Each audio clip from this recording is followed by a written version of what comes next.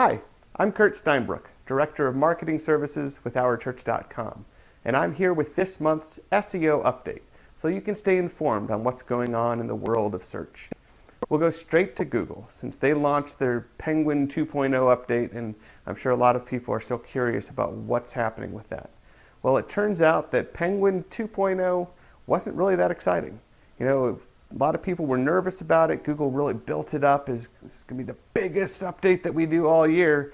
But in the end, it didn't really have that big of an impact. It impacted about 2.3% of English-based searches, which is significant, but not huge. And as we look at who was hit and the things that were going on those sites, it really looks like this is just Penguin 1.0, just maybe with a little more oomph behind it. You know, so maybe they got a little better at detecting some of the spammy link building techniques. You know, and there's also some indication that they're looking more at individual pages than sites overall. But in general, this really wasn't that much of a difference from Penguin 1.0. So not a whole lot to talk about there. Google has made some other updates though. Last month we mentioned that they are doing a beta test for their maps. And in this beta test, they've removed the listings from the side of the map, right? So you have just a map, and on the map are the listings with the little push pins and things like that.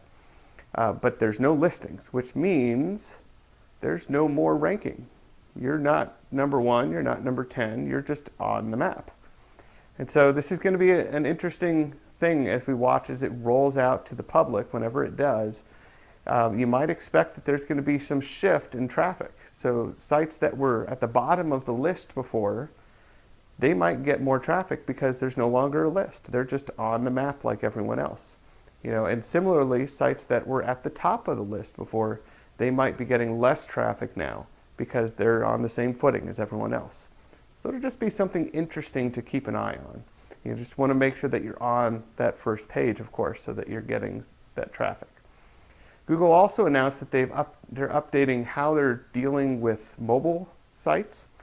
They're actually talking about lowering some rankings for sites that are not dealing with mobile devices very well. The two things that they noted was, one, if you serve up an error page for mobile devices, you're probably going to see your rankings drop, at least in mobile searches. And that makes sense. You know, they don't want to serve up broken sites to people.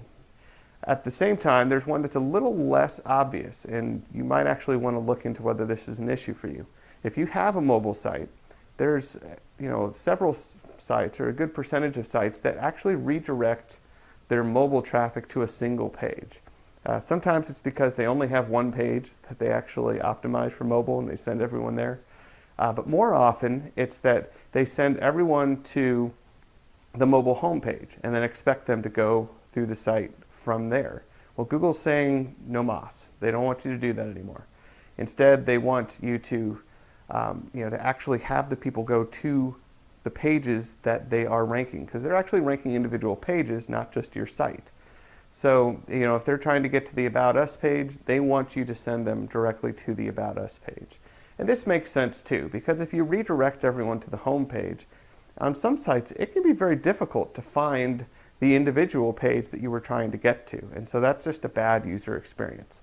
And really, you would want this for your own users, because they're not going to like it if they're trying to get to a product, or a specific information page, and now they've got to hunt through your site to find it. That's just not going to be a great experience. So something to look into if you do have that mobile site. And you do want to make sure that you are, at least your site is able to be viewed on mobile devices. You may not need your own version of it for mobile, but you want to at least make sure that they can be viewed on mobile devices. Outside of Google, Yahoo, they updated their search results page. This didn't change how people are ranking, but just the appearance of the search results. And this really, nothing too big, but it's just they gave it a cleaner look. They've added some new features. They've taken some of the old features away, things like that. So if you haven't seen it, you might want to go check it out, see what you think of it. Bing also announced some new features, or at least some updates to features that they have in their Bing Maps. For example, they have more of the bird's eye view images. I don't really use those very much, but some people do, and so that would be a good thing for you. They also have more venue maps, and this can be helpful. If you're not familiar with venue maps, They are maps of actual locations, so like amusement parks or malls, things like that, where the venue is large enough that someone might need a map to find their way around it. And so they have more of those venues mapped out that are available right there in Bing Maps.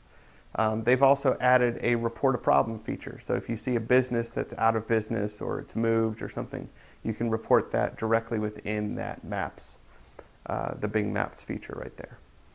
And that's just about it. The other thing that I wanted to mention, which is going to be interesting to keep an eye on, you may have heard of the scandal that's going on with what the government, data that the government is getting from search engines as well as other big sites. And I don't want to get into the politics of it or what data they were actually getting and all of that. What I want to talk about is something that we've noticed, which is that all of a sudden some of the smaller search engines, especially search engines that really focus on privacy of their users, are seeing the biggest months of their lives or the biggest days of their lives. They're getting more traffic now than they have ever gotten.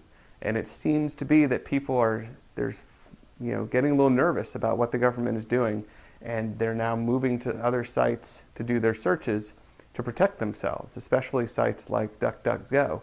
And I mention them not to promote them, but because they actually make a big deal about the fact that they don't save people's information. So if the government were to go to them, they and say, hey, we want all this information, they would just say, sorry, we don't have it. We don't keep that information. We have nothing to give you. Right? So sites like that, and I'm sure there are others other than DuckDuckGo, they're actually seeing more people come to use their searches. So it's not a huge thing. We haven't seen a mass exodus from Google and Bing or anything like that. And it may not develop into anything. People tend to, these things tend to wear off, the impact of them at least. But, we'll see. As more people learn about it and as we learn more about what's being gathered, you might see a shift. And it'll be interesting to keep an eye on. But either way it goes, people are still going to be searching. So it's important that you stay strong in the search engines so that you can achieve your goals and mission online. God bless.